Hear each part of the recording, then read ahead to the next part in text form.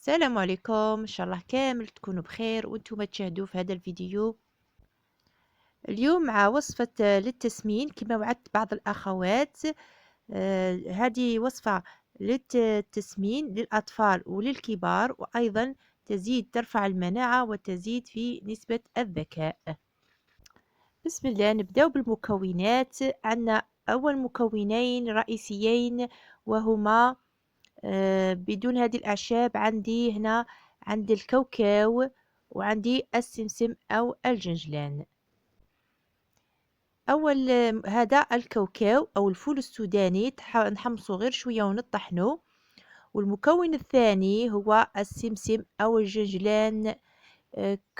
هذا هو الشكل تاعو اللي ما يعرفش ما معنى الجنجلان، وكاين بعض ينادوه السمسم. من الأحسن يكون اللون تاعو بني.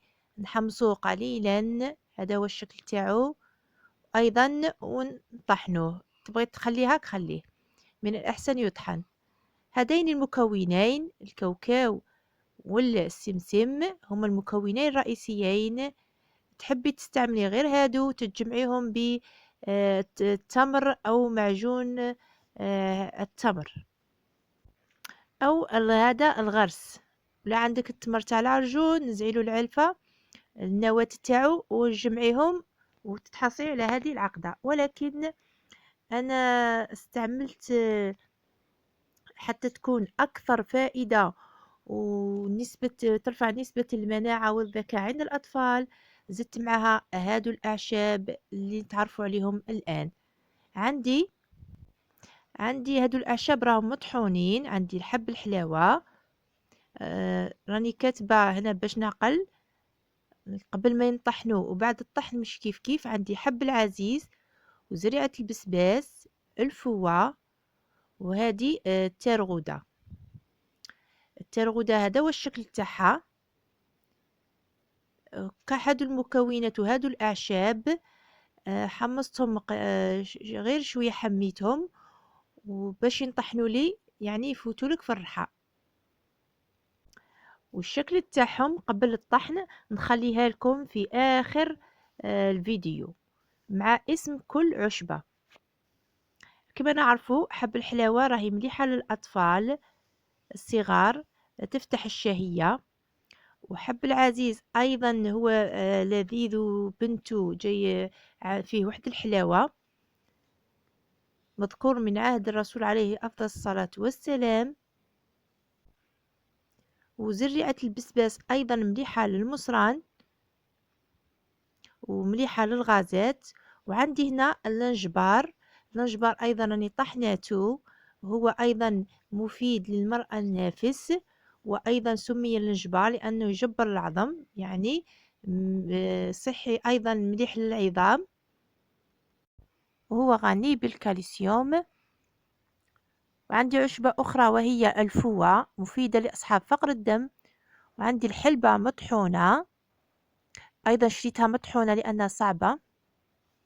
وعندي فول الصويا أيضا شريتها مطحونة، تباع أيضا حب لأنها صعبة في الطحن. هنا هي الروينة، هذه الروينة تاع القمح.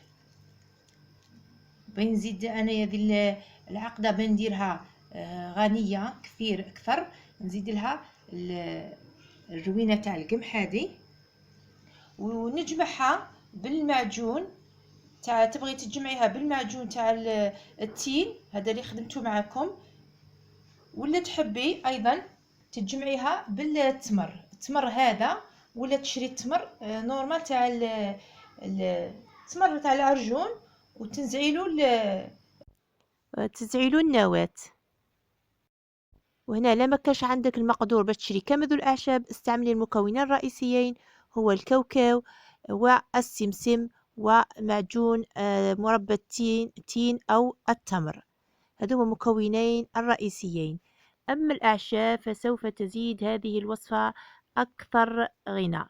أنا هذو الأعشاب كنت تشوفوا فيهم جبت قد 50 دينار يعني ساميل، ولكن حتى بقاولي انتي اشري على حساب 3000 يعني 30 دينار يعطيك الأعشاب وتبغي تشريهم مطحونين ولا حب. انا شريتهم حب وطحنتهم.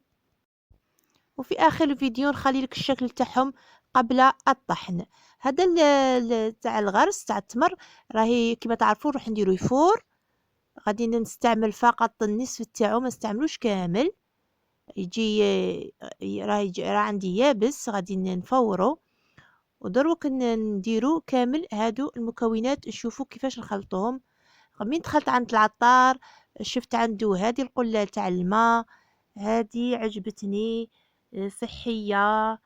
ديري فيها الماء يرجع طبيعي كأنك راكي تشربي فيه، يعني طبيعي وصحي أكثر. ماذا بينا نرجع للأشياء الصحية. هنا فرغت الكاوكاو.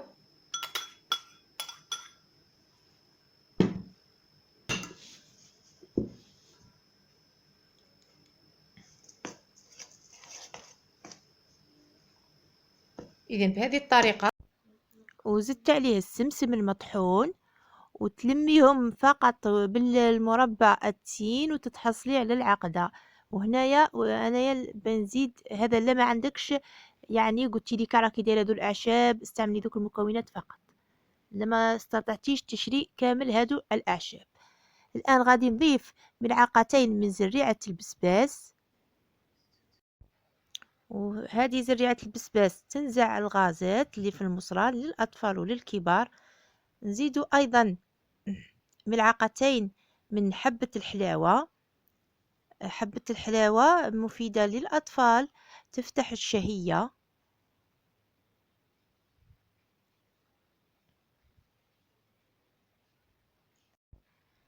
واللي راهم يتسائلوا على قارورة الياغورت، غادي نديرو بها الوصفة الثالثة إن شاء الله. بعد هذه العقدة نديرو الوصفة أخرى إن شاء الله بالياغورت. زدت حب العزيز ملعقتين. حب العزيز لذيذ بجاي حلو. فقط قلت لك تشري عند العطار يعطيك فقط على حساب 30 دينار يعني 3000. هذه الفوة مفيدة لأصحاب فقر الدم، أيضا صحية للأطفال. يغلوها عيدان يديروها في الماء ويعطوه يشربوا أصحاب فقر الدم ذاك الماء تاع اللي غلا فيه الفوة. أيضا مليحة يشربوه كيما من يشربوا الماء. الآن نزيدو تيرغودا. التيرغودا هذا هو الشكل تاعها. هي مفيدة لأصحاب الغدة الدرقية، تنظم الهرمونات. الغدة الدرقية استعملت منها ملعقة.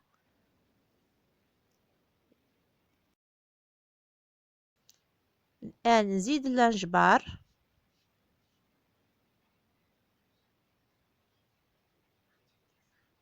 أيضا ملعقة.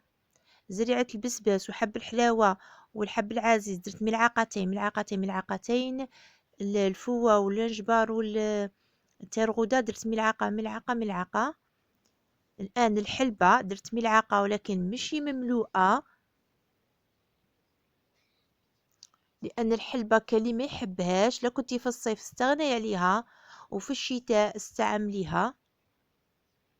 الآن الفول الصويا ما نستعملوش الآن، ما غاديش نضيفه، وهو ممنوع على الذكور فقط للإناث. فيما بعد حنستعمله في العقدة. درك نوريكم كيفاش ندير. نخلوه فيما بعد نستعملوه. الآن خلط كامل هادو المكونات مع بعضياتهم.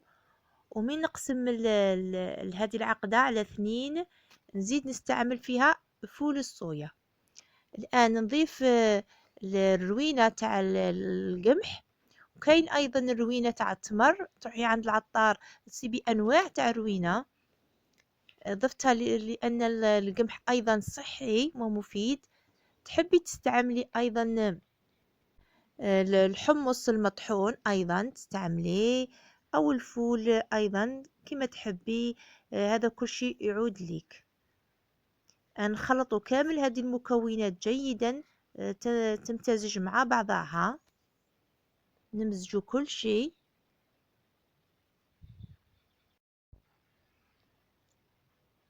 ما خليش هذوك الحبيبات كامل بهذا الشكل، راني نطحن فيهم غير بالملعقة. ايضا زيدي، تبغي تزيدي فيها الشوفان، انا الشوفان شريته ومطحون ونسيت هنايا ما درتوش في العقدة. ايضا تحبي تزيدي فيها الشوفان كامل تكون صحية اكثر.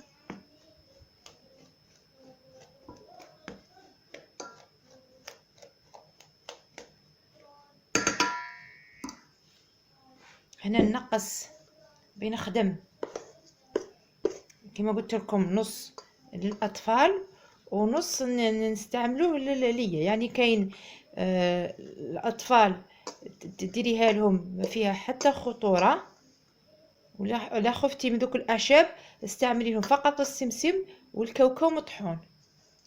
غادي نقسمها على زوج يعني الى نصفين.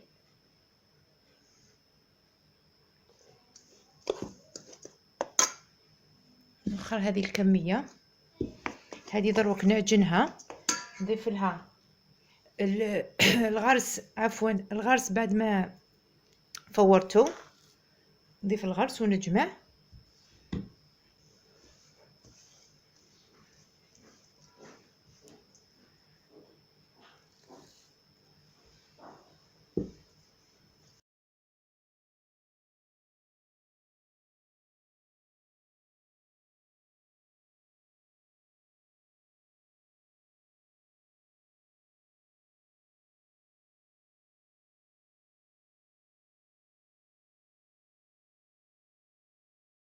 المعجون تاع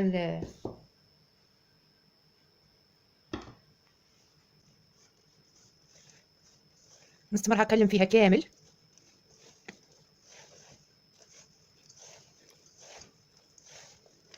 هي دوك تتلم كامل، نلموها كيما العجينه.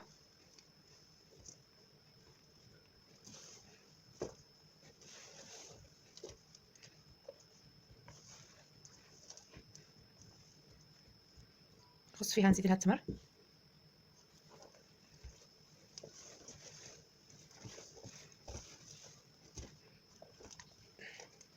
ونلمها ونولي نكورهم بهذه الطريقه. بهذه الطريقه نكورهم ونكملوا.